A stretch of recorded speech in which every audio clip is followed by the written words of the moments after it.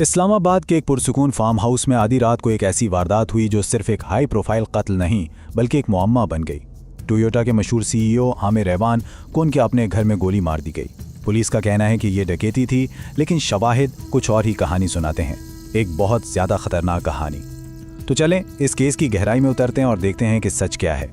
और यहीं आकर सारी कहानी उलझ जाती है। सरकारी मौकिफ क्या है कि ये एक डकैती थी जिसमें गड़बड़ हो गई, लेकिन सवाल ये है ऐसी कौन सी डकैती होती है जिसमें कुछ भी चोरी ना किया जाए।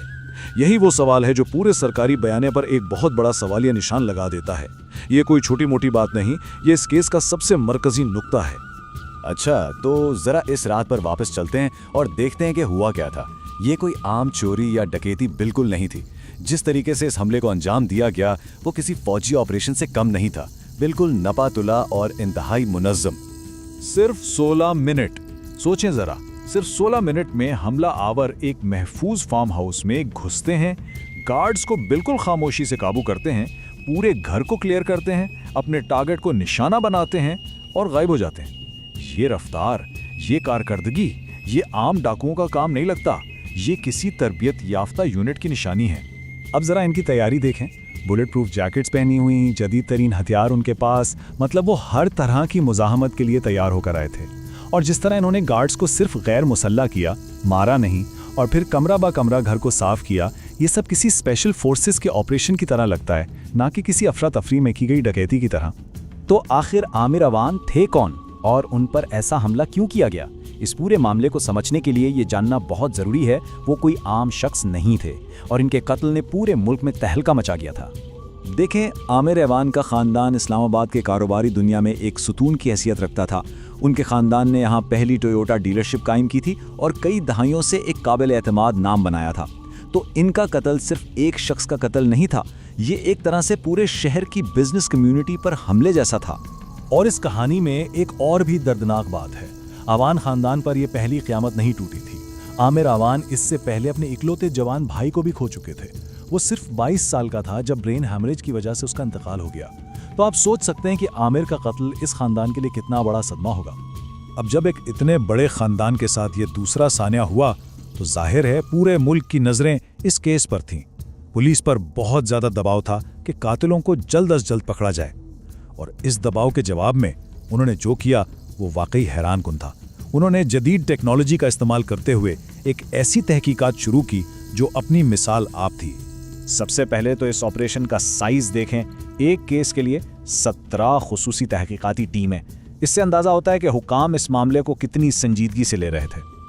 और फिर डेटा 250 से ज़्यादा सीसीटीवी कैमरों का तज्जिया किया गया। ये कोई छोटा मोटा काम नहीं है। तफ्तीशकारों ने घंटों बैठकर इन फुटेजेस को खंगाला ताकि मुल्जिमान के आने और जाने के रास्ते का पता लगाया जा सके। और यहाँ से टेक्नोलॉजी का असल खेल शुरू होता है। उन्होंने सीसीटीवी के अलावा जियो फेंसिंग का इस्तेमाल किया, मतलब वारदात के वक्त 6 अहम जगहों के आसपास जितने भी मोबाइल फोन्स एक्टिव थे सबको अलग कर लिया गया। फिर 137 कॉल रिकॉर्ड्स का तज्जिया हुआ और आखिर में इन सब चीज़ों को जोड़ने के लिए मसनूई ज़हानत यानी AI का इस्तेमाल किया गया ताकि इस सारे डेटा में छुपे हुए पैटर्न्स और कनेक्शंस को ढूंढा जा सके, वो चीज़ें जो शायद इंसान की नज़र से छूट जाती। और नतीजा हैरत अंगेज तौर पर तेज। सिर्फ 24 घंटों के अंदर पुलिस ने दावा कर दिया है कि केस हल हो गया है। 5 मुश्तबा अफराद गिरफ्तार कर लिए गए हैं। सुनने में तो एक ज़बरदस्त कामयाबी लगती है, लेकिन क्या ये वाकई इतनी सीधी सादी कहानी थी? तो सवाल ये है कि पुलिस ने जिन लोगों को पकड़ा वो कौन थे? पुलिस ने इस वारदात का जिम्मेदार एक बदनाम ज़माना गैंग को ठहराया, एक ऐसा गैंग जो अपने ख़ास अंदाज की वजह से पहचाना जाता था। इस गैंग का नाम था मंसूर खान गैंग। ये खैबर पख्तूनख्वा से ताल्लुक़ रखने वाला एक बैनुल सूबाई ग्रोह था जिसे बुलेट प्रूफ गैंग भी कहा जाता था। और इसकी वजह यह थी कि ये लोग अपनी वारदातों के दौरान बॉडी आर्मर यानी बुलेट प्रूफ जैकेट्स का इस्तेमाल करते थे। अब अगर इस गैंग के काम करने का तरीका देखें तो वो काफ़ी हद तक इस वारदात से मेल खाता है। मतलब ये लोग पहले रैकी करते हैं, कीमती सामान वाली जगहों को टारगेट करते हैं, बुलेट प्रूफ जैकेट्स पहनते हैं और बहुत तेज़ी से अपना काम करते हैं। सब कुछ मिलता जुलता है सिवाय एक बहुत बड़ी, बहुत अहम चीज़ के। और यहीं से असल सवालात शुरू होते हैं। जब हम सबूतों को ज़रा गौर से देखते हैं तो पुलिस की बताई हुई कहानी में बहुत वाज़ेह झोल नज़र आने लगते हैं।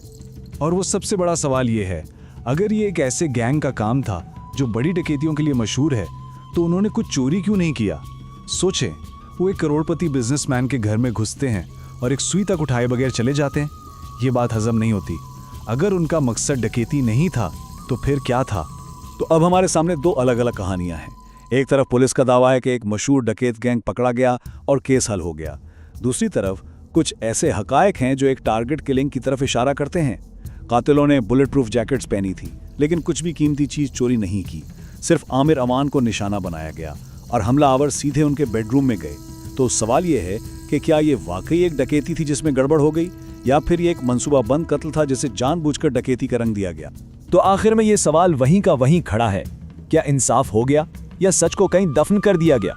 पुलिस ने बहुत तेजी से गिरफ्तारियां की, केस बंद कर दिया, लेकिन क्या इस जल्दी का मतलब वाकई इंसाफ था, या ये सिर्फ एक आसान हल था जो एक ज्यादा गहरे और परेशान कुन सच पर पर्दा डालने के लिए पेश किया गया? आमिर अवान का केस हमें ये याद दिलाता है कि कभी कभी असल कहानी उन जवाबों में नहीं होती जो हमें दिए जाते हैं, बल्कि उन सवालों में होती है जो पूछे नहीं जाते हैं।